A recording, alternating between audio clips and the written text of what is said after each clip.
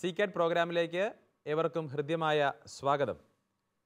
ഇന്ന് നമ്മൾ ചർച്ച ചെയ്യുന്നത് കഴിഞ്ഞ എപ്പിസോഡിൻ്റെ തുടർച്ചയെന്നോണം ധാർമ്മികത എന്ന വിഷയത്തെക്കുറിച്ചാണ്. നമ്മുടെ ചോദ്യങ്ങൾക്കും സംശയങ്ങൾക്കും ഉത്തരം നൽകാനായി ഇവിടെ എത്തിച്ചേർന്നിരിക്കുന്നത് തലശ്ശേരി അതിരൂപതയുടെ സഹായമെത്രാനും ശാലോൺ TV പ്രേക്ഷകർക്ക് ഏറെ സുപരിചിതനും പ്രിയങ്കരനുമായ അഭിവന്ദ്യ മാർ ജോസഫ് പാംബ്ലാനി പിതാവാണ്. പിതാവിനെ ഏറ്റവും സ്നേഹത്തോടുകൂടെ ഈ പ്രോഗ്രാമിലേക്ക് സ്വാഗതം ചെയ്യുന്നു. അതോടൊപ്പം തന്നെ തങ്ങളുടെ ചോദ്യങ്ങൾ ചോദിക്കുന്നതിനും സംശയങ്ങൾ ഉന്നയിക്കുന്നതിനുമായി ഇവിടെ എത്തിച്ചേർന്നിരിക്കുന്നത് തലശ്ശേരി അതിരൂപതയിലെ തോമാപുരം ഫൊറോനയിലെ പാലാവയിൽ സെൻറ്റ് ജോൺസ് ഇടവകയിലെ മതാധ്യാപകരാണ്. അധ്യാപകരെയും ഏറ്റവും ഹൃദ്യമായി ഈ പ്രോഗ്രാമിലേക്ക് സ്വാഗതം ചെയ്യുന്നു.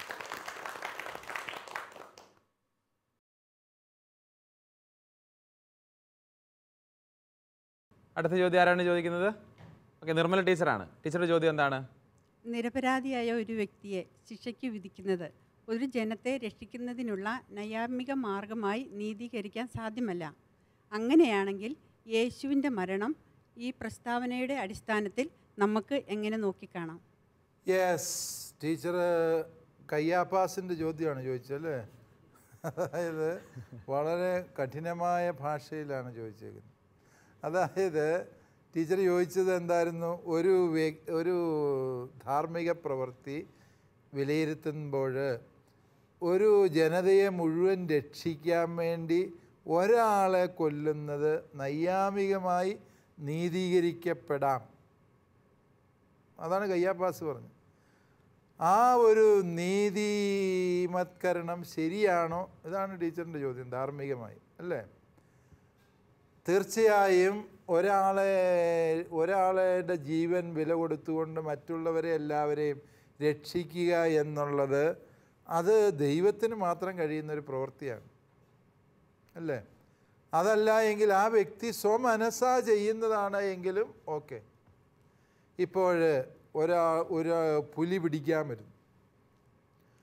മക്കളെ രക്ഷിക്കാൻ വേണ്ടി അപ്പൻ പുലിയുടെ മുമ്പിലേക്ക് ചാടി പുലിയോട് യുദ്ധം ചെയ്ത് മരിക്കുന്നു. മക്കൾ രക്ഷപ്പെട്ടു. അപ്പോൾ ഈ കഥ നമ്മൾ മനസ്സിലാക്കുക.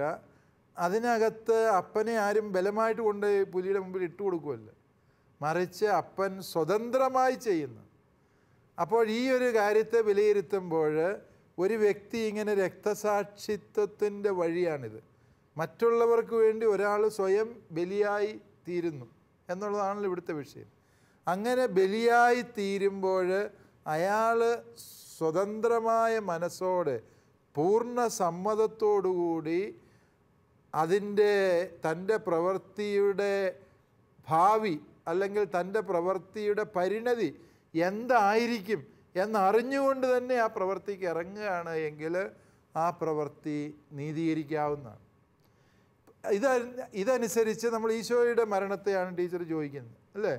ഈശോയുടെ മരണത്തെ നമ്മൾ വിലയിരുത്തുമ്പോൾ താൻ ചെയ്യാൻ പോകുന്നത് എന്ത് എന്ന് ഈശോയ്ക്ക് അറിയാം.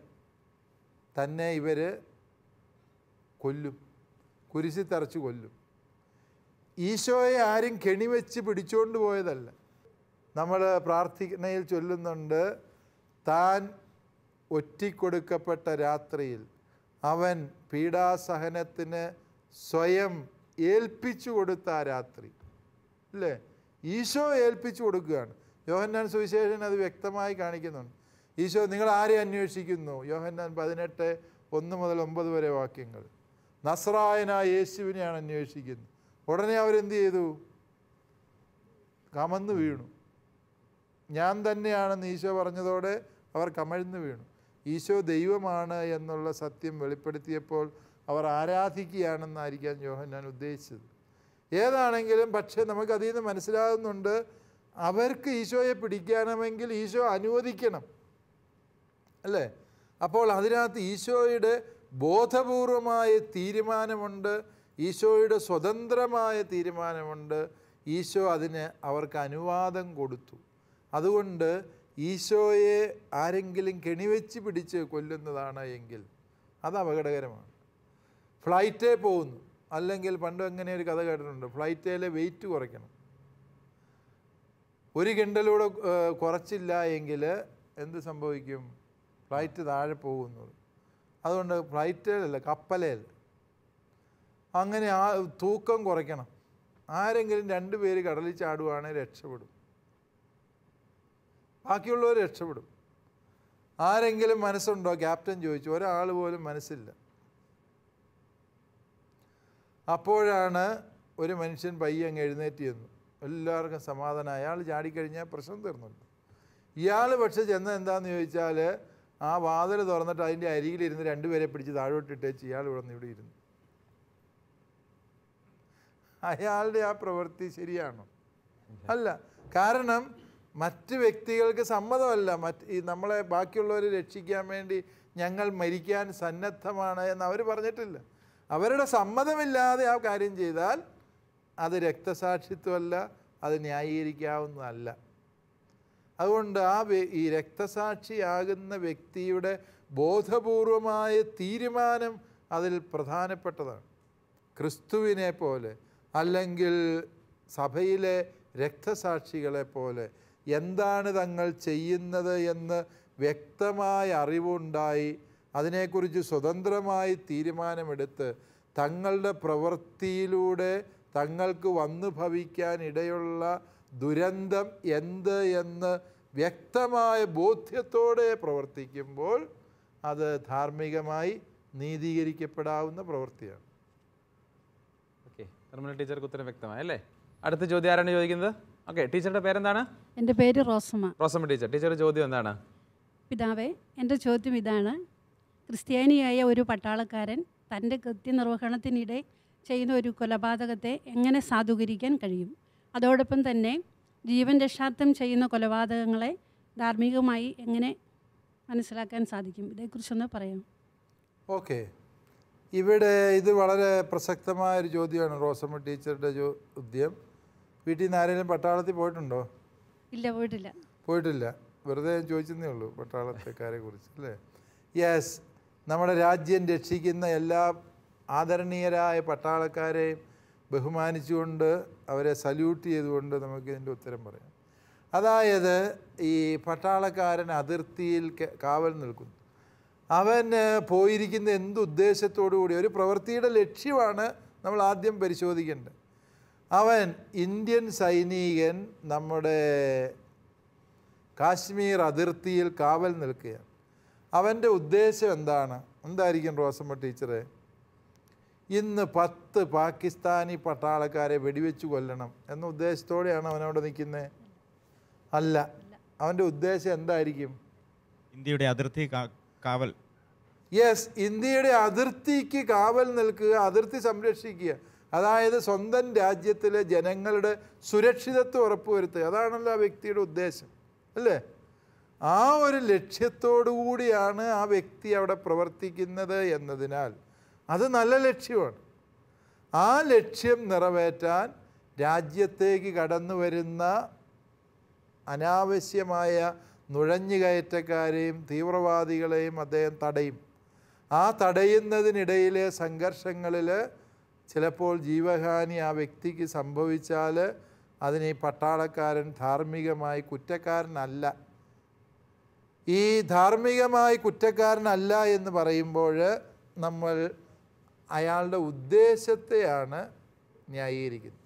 അയാൾക്ക് ഇന്ന് 10 പാകിസ്ഥാനികളെ കൊന്നിട്ടേ ഉള്ളൂ എന്നും പറഞ്ഞുകൊണ്ട് ഏതെങ്കിലും പാകിസ്ഥാനി പട്ടാളക്കാരൻ അപ്പുറത്തൂടെ നടക്കുന്ന കണ്ടാൽ ഉടനെ അവനെ വെടിവെച്ച് കൊല്ലാൻ നടക്കുകയാണ് ഇന്ത്യക്കാരെങ്കിൽ അത് തെറ്റായ പ്രവൃത്തിയാണ്.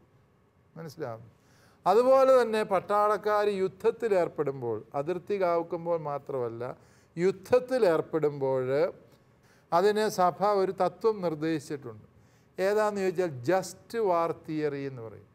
അതായത് നീതിപൂർവമായ യുദ്ധത്തിൻ്റെ തത്വം. നീതിപൂർവമായൊരു യുദ്ധമാണ് എങ്കിൽ, ഇപ്പോൾ ഉദാഹരണമായിട്ട് പാകിസ്ഥാൻ പട്ടാളം ഇന്ത്യൻ മണ്ണിലേക്ക് എരച്ചു കയറി കാർഗിൽ പിടിച്ചെടുക്കാൻ ശ്രമിച്ചു. അപ്പോൾ നമ്മുടെ രാജ്യത്തെ പടയാളികൾ നമ്മുടെ അതിർത്തി സംരക്ഷിക്കാൻ പരിശ്രമിച്ചു. അത് നീതിപൂർവമായ യുദ്ധമാണ്. ജസ്റ്റ് വാർ തിയറി അനുസരിച്ച് ആ യുദ്ധം ന്യായീകരിക്കാവുന്നതാണ്. അതേസമയം ഇറാഖ് കുവൈറ്റ് ആക്രമിച്ച് കീഴടക്കി. കുവൈറ്റ് വേറൊരു രാജ്യമാണ്, സ്വതന്ത്ര രാജ്യമാണ്. ഇറാഖിന് അത് പിടിക്കേണ്ട ഒരു കാര്യമില്ല. ഇറാഖ് പക്ഷേ ധാർഷ്ട്യം കാണിച്ച് എന്ത് ചെയ്തു? കുവൈറ്റ് ആക്രമിച്ച് കീഴടക്കി. ഇറാഖിൻ്റെ ആ ഒരു യുദ്ധം ജസ്റ്റ് വാറല്ല, നീതിപൂർവമായ യുദ്ധമല്ല. അതുകൊണ്ട് ആ യുദ്ധത്തിൽ ഇറാഖ് ചെയ്തത് തെറ്റായ പ്രവൃത്തിയാണ്. അതിൻ്റെ പേരിൽ അമേരിക്ക നടത്തിയത് മറ്റൊരു അതിക്രമമാണ്. അതും ജസ്റ്റ് വാർ തിയറി അനുസരിച്ച് ന്യായീകരിക്കാൻ പറ്റുന്നതല്ല. അപ്പോൾ നമ്മൾ മനസ്സിലാക്കുക, സ്വന്തം അതിർത്തിയും പൗരന്മാരെയും രാജ്യത്തെയും രക്ഷിക്കുക എന്ന ലക്ഷ്യത്തോടുകൂടി പടയാളികൾ നടത്തുന്ന യുദ്ധങ്ങളോ അവർ നടത്തുന്ന പ്രവർത്തനങ്ങളോ ജീവഹാനിക്ക് കാരണമായിട്ടുണ്ട് എങ്കിലും ആ പടയാളികൾ ധാർമ്മികമായി തെറ്റായ കാര്യം ചെയ്യുന്നില്ല. സ്വയരക്ഷയ്ക്ക് വേണ്ടി ചെയ്യുന്നതിനെക്കുറിച്ച് കൂടി ടീച്ചർ ചോദിച്ചു അല്ലേ? സ്വയരക്ഷയ്ക്ക് വേണ്ടി പ്രവർത്തിക്കുമ്പോൾ കൊലപാതകം സംഭവിച്ചു പോകാം. അതാണ് ടീച്ചറിൻ്റെ ചോദ്യം അല്ലേ? യെസ്. ഇതിനെ വിലയിരുത്തുമ്പോൾ സ്വയരക്ഷയ്ക്ക് വേണ്ടി വരുമ്പോൾ കൊലപാതകത്തിലേക്ക് നയിക്കാൻ തക്ക ഗൗരവമുള്ള വിഷയം അവിടെ ഉണ്ടോ? ഒരാൾ നമ്മളെ ചീത്ത വിളിച്ചു, ഉടനെ അയാളെ വെടിവെച്ച് കൊല്ലരുത്. എന്നെ അപമാനിക്കാൻ ശ്രമിച്ചു, ചീത്ത വിളിച്ചു, അതിന് ഞാൻ വെടിവെച്ച് കൊന്നു. അല്ലെങ്കിൽ അയാൾ എന്നെ ഒരു വടിക്ക് അടിക്കാൻ തീരുമാനിച്ചു, ഒരു ചൂരവടി എടുത്തുകൊണ്ട് വന്ന് പിള്ളേരെ തല്ലുന്ന ചൂരവടി കൊണ്ട് എന്നെ തല്ലി. ഉടനെ ഞാൻ വെട്ടുകത്തി എടുത്ത് അയാളുടെ കഴുത്ത് വെട്ടാൻ പാടില്ല. ഉണ്ടാകുന്ന പ്രകോപനവും അതിനോടുള്ള പ്രതികരണവും ആനുപാതികമായിരിക്കണം. ഒരാൾ എന്നെ വെട്ടിക്കൊല്ലും എന്ന് ഉറപ്പുള്ളപ്പോഴാണ് സ്വയരക്ഷയ്ക്ക് വേണ്ടി എനിക്ക് അയാളുടെ ജീവൻ എടുക്കാൻ അവകാശമുള്ളൂ. അല്ലെങ്കിൽ എൻ്റെ ജീവൻ അപകടത്തിലാകും എന്നതുകൊണ്ട് ജീവൻ എടുത്താൽ അതിൽ തന്നെ ധാർമ്മികമായി അത് തെറ്റായ പ്രവൃത്തിയല്ല. അതേസമയം ആനുപാതികമല്ലാത്ത രീതിയിൽ ചെയ്താൽ അതെന്താണ്? അപകടകരമാണ്. അതുപോലെ തന്നെ ഇത് അവിചാരിതമായി സംഭവിക്കുന്ന ഒരു കാര്യമാണ്. നേരത്തെ മുൻകൂട്ടി പ്ലാൻ ചെയ്ത് ഒരാളുടെ അടുത്ത് വഴക്കിന് ചെന്നേച്ചിട്ട് അവിടെ കൊലപാതകം നടന്നു എന്ന് പറയുന്നത് നീതീകരിക്കാൻ പറ്റിയല്ല. അത് യാദൃച്ഛികമായി സംഭവിക്കുന്ന ഒരു സാഹചര്യത്തിൽ മാത്രമേ ഇപ്രകാരമുള്ള ഈ സ്വയരക്ഷയ്ക്ക് വേണ്ടിയുള്ളൊരു പ്രവൃത്തിയെ നമുക്ക് നീതീകരിക്കാൻ വേണ്ടി സാധിക്കുകയുള്ളൂ.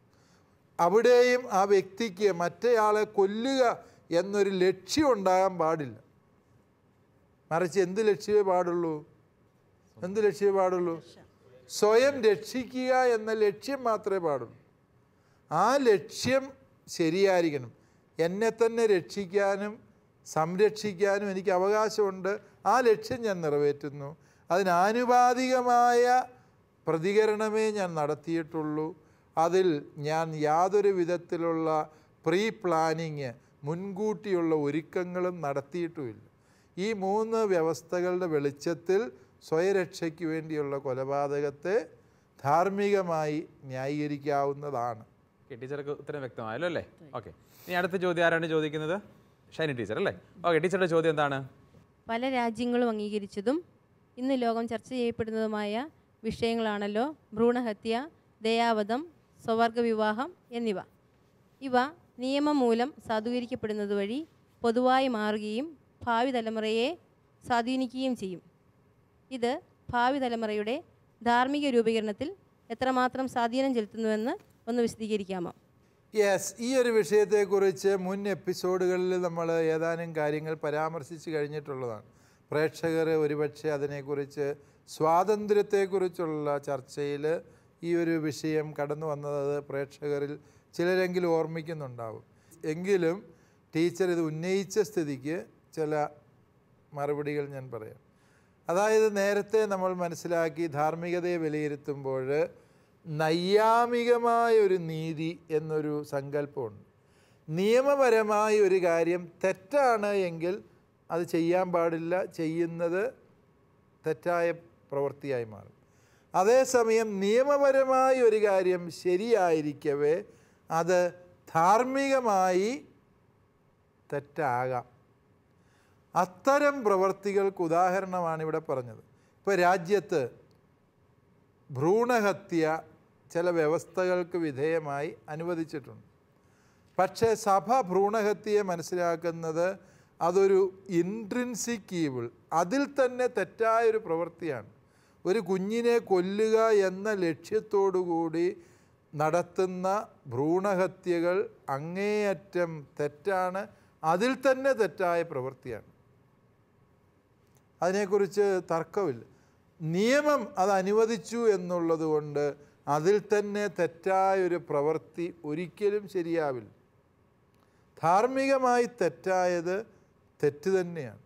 നിയമം ചില സാഹചര്യങ്ങളിൽ അതിനെ അനുവദിക്കുന്നു എന്നുള്ളത് കൊണ്ട്, ഉദാഹരണം ഈ അടുത്ത കാലത്ത് സുപ്രീം കോടതി ഈ പ്രായപൂർത്തിയായ സ്ത്രീക്കും പുരുഷനും ഒരുമിച്ച് താമസിക്കാം, വിവാഹം കഴിക്കേണ്ട കാര്യമൊന്നുമില്ല, അവർ ഹോട്ടലിൽ മുറിയെടുത്ത് താമസിച്ചതിൻ്റെ പേരിൽ പോലീസ് പിടിച്ചുകൊണ്ട് പോകേണ്ട കാര്യമൊന്നുമില്ല എന്നൊക്കെ നിയമം മൂലം പറഞ്ഞു അല്ലേ.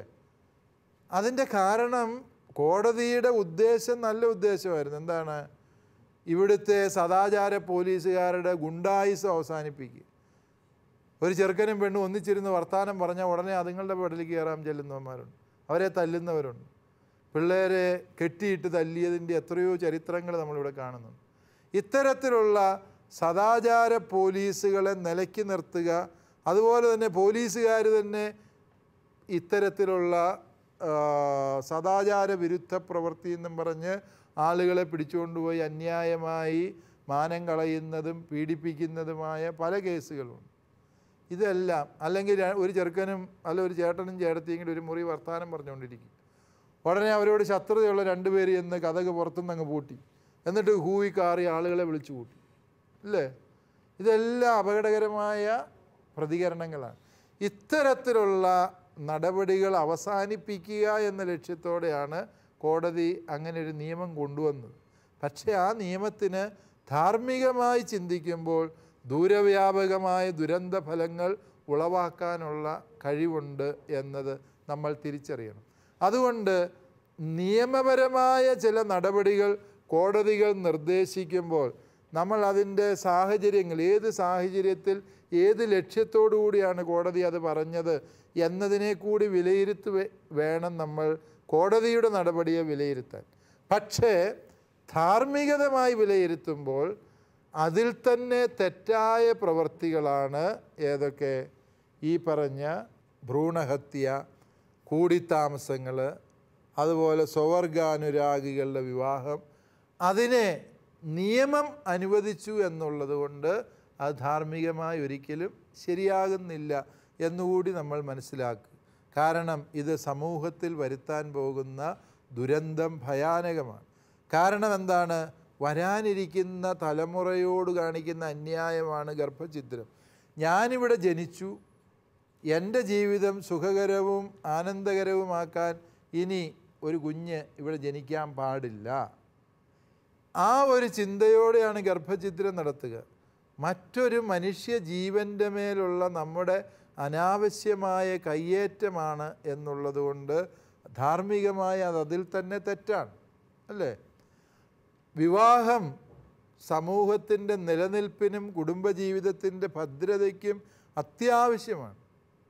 അപ്പോൾ കൂടിത്താമസങ്ങൾ സമൂഹത്തെ നശിപ്പിക്കും. കൂടിത്താമസങ്ങളിലൂടെ ജനിക്കുന്ന കുഞ്ഞുങ്ങൾക്ക് അപ്പൻ്റെയോ അമ്മയുടെയോ മേൽ പ്രത്യേകിച്ച് അവകാശങ്ങളൊന്നുമില്ല. അങ്ങനെ കൂടിത്താമസിക്കുന്ന ഭാര്യയ്ക്ക് ഭർത്താവിൻ്റെ സ്വത്തിൻ്റെ മേൽ വല്ല അവകാശമുണ്ടോ? ഇല്ല. അതായത് ഒരു കുടുംബ ബന്ധങ്ങളുടെ ഭദ്രത അവിടെ നഷ്ടപ്പെട്ടു പോകുന്നു എന്നുള്ളത് കൊണ്ട് ധാർമ്മികമായി അത് തെറ്റ് തന്നെയാണ്. സ്വവർഗാനുരാഗത്തിലൂടെ മനുഷ്യർ ജീവിച്ചാൽ ഈ ഭൂമിയിൽ എങ്ങനെ അടുത്ത തലമുറ ഉണ്ടാകുന്നു? അത് ദൈവീക പദ്ധതിക്ക് വിരുദ്ധമാണ് എന്ന് സഭ പഠിപ്പിക്കുന്നതിൻ്റെയും കാരണം ഇതൊക്കെ തന്നെ. അതുകൊണ്ട് രാജ്യം ഒരു കാര്യത്തെ നൈയാമികമായി അംഗീകരിച്ചു എന്നതുകൊണ്ട് അതിനെ ധാർമ്മികമായി ശരിയായി വിലയിരുത്തണം എന്ന് പറയുന്നത് അർത്ഥശൂന്യമാണ്. അത് തലമുറകൾക്ക് ദോഷം ചെയ്യുന്ന നിലപാടാണത്. ഓക്കെ, ഇനി അടുത്ത ചോദ്യം ആരാണ് ചോദിക്കുന്നത്? ഓക്കെ, ടീച്ചറുടെ പേരെന്താണ്? സിനി ടീച്ചറുടെ ചോദ്യം എന്താണ്? വികാരങ്ങളും ധാർമ്മികതയും തമ്മിൽ എപ്രകാരം ബന്ധപ്പെട്ടിരിക്കുന്നു? അമിത വികാരം അത് ശരിയായ ദിശയിലാണെങ്കിൽ പോലും നമ്മെ ചിലപ്പോൾ അത് തെറ്റായ ദിശയിൽ എത്തിക്കുന്നു. ഈ പ്രസ്താവനയെ എങ്ങനെ നോക്കിക്കാണുന്നു?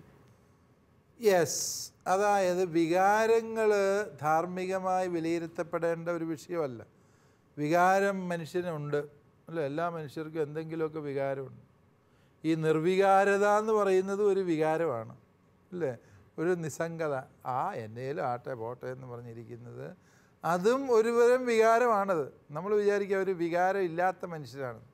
അതല്ല, ഈ നിസ്സംഗതയും ഒരുതരം പ്രതികരണമാണ്, ഒരുതരം വികാരം തന്നെയാണ്. ടീച്ചർ ചോദിച്ചത് അമിതമായ ചില വികാരങ്ങൾ അപകടകരങ്ങളാകാം. ഇപ്പോൾ കോപം ചിലപ്പോൾ ദോഷമൊന്നുമില്ല. നിങ്ങൾ പിള്ളേർ പഠിക്കാതെ ടി വി കാണുമ്പോൾ പോയിരുന്ന് പഠിക്കടാ ചെറുക്കാൻ, നീ എന്നെ നോക്കിക്കൊണ്ടിരിക്കുന്നത്, നീ ടി വി കണ്ടുകൊണ്ടിരുന്നാൽ മതിയോ എന്നൊക്കെ ചോദിച്ച് നിങ്ങൾ വീട്ടിൽ വഴക്കുണ്ടാക്കാറുണ്ട്. ആ കോപം തെറ്റായ കാര്യമല്ല, ഒരു നല്ല ലക്ഷ്യത്തോടു കൂടി നിങ്ങൾ നടത്തുന്ന കോപമാണ്. അതേസമയം നിങ്ങൾക്ക് അരിശം മൂത്തേച്ചിട്ട് അവസാനം ആ ടി വി എടുത്ത് വലിച്ചെറിയുകയും പിള്ളേരെ തത്തിച്ച് മുറ്റത്തേക്ക് എറിയുകയും ചെയ്തു എന്ന് വിചാരിക്കും. അത് എന്താണ്? ആ കോപപ്രകടനം അപകടകരമാണ് അല്ലേ? അതായത് വികാരപ്രകടനങ്ങൾ അമിതമാകുന്നതും അപകടകരമാകുന്നതും എപ്പോഴെന്ന് ചോദിച്ചാൽ ആ വികാരപ്രകടനത്തിലൂടെ സംഭവിക്കുന്ന പരിണിത ഫലങ്ങളെ വിലയിരുത്തിയിട്ട് വേണം ആ ഒരു വികാരപ്രകടനത്തിൻ്റെ ദുരന്തം മനസ്സിലാക്കാൻ. അത് ടീച്ചർ പറഞ്ഞ ചോദ്യത്തിന് അല്പം കൂടി കാലിക പ്രസക്തിയുള്ള ഒരു ഉദാഹരണം പറഞ്ഞാൽ, ഒരു വ്യക്തി പോർണോഗ്രഫിക്ക് അടിമയായി ലൈംഗികമായ വികാരങ്ങളുടെ ഒരു തിരത്തള്ളലിൽ ജീവിക്കുന്നു. അയാൾ അങ്ങനെ ജീവിക്കുന്നത് അതിൽ തന്നെ അയാൾ വായിച്ചതിൻ്റെയും കേട്ടതിൻ്റെയൊക്കെ വെളിച്ചത്തിൽ അയാൾക്ക് അങ്ങനെ കുറേ വികാരങ്ങളുമായിട്ട് ആ വ്യക്തി നടക്കും. ആ വ്യക്തി പ്രസ്തുത വികാരങ്ങളാൽ പ്രേരിതമായി തൻ്റെ അയൽവക്കത്തുള്ള ഒരു വ്യക്തിയെ ദുരുപയോഗം ചെയ്യാനോ ലൈംഗികമായി കയ്യേറ്റം ചെയ്യാനോ ശ്രമിച്ചു കഴിയുമ്പോൾ അയാളുടെ ആ അമിത വികാരം എന്തായിത്തീരുന്നു? തിന്മയായിത്തീരുന്നു അല്ലേ? അപ്പോൾ കോപം മാത്രമല്ല, എല്ലാ വികാരങ്ങൾക്കും. അതേസമയം ലൈംഗിക വികാരം അതിൽ തന്നെ പാപമാണോ എന്ന് ചോദിച്ചാൽ പാപമാണോ? അല്ല. ആ വികാരങ്ങൾ ഉള്ളത് കൊണ്ടാണ് നിങ്ങളെല്ലാം കല്യാണം കഴിച്ച് ജീവിക്കുന്നത് അല്ലേ? ആ വികാരം ഉള്ളത് കൊണ്ടാണ് നിങ്ങൾ കഷ്ടപ്പെട്ടാണെങ്കിലും പിള്ളേരെ ജനിപ്പിച്ച് വളർത്തുന്നത്, ശരിയല്ലേ? ആ വികാരം മനുഷ്യകുലത്തിൻ്റെ നിലനിൽപ്പിന് വേണ്ടി സൃഷ്ടാവ് തന്ന ഒരു അനുഗ്രഹമാണ് ലൈംഗിക വികാരം. അത് അതിൽ തന്നെ തെറ്റല്ല. പക്ഷേ അത് അമിതമായപ്പോൾ എന്ത് സംഭവിക്കുന്നു? ദുരന്തമായി തീരുന്നു, തിന്മയായി അത് പരിണമിക്കാം. ഏത് വികാരത്തിനും ഈ ഒരു പ്രതിസന്ധി ഉണ്ട് എന്നുള്ളത് നമ്മൾ തിരിച്ചറിയും. ഇന്ന് നമ്മൾ ചർച്ച ചെയ്തത് ധാർമ്മികത എന്ന വിഷയത്തെക്കുറിച്ചാണ്. ഈ വിഷയത്തെക്കുറിച്ചുള്ള ചർച്ച ഇവിടെ അവസാനിക്കുന്നില്ല. അടുത്ത എപ്പിസോഡിൽ നമ്മൾ വീണ്ടും ഈ വിഷയം ചർച്ച ചെയ്യുന്നതാണ്. വീണ്ടും കാണുന്നത് വരെ നന്ദി, നമസ്കാരം.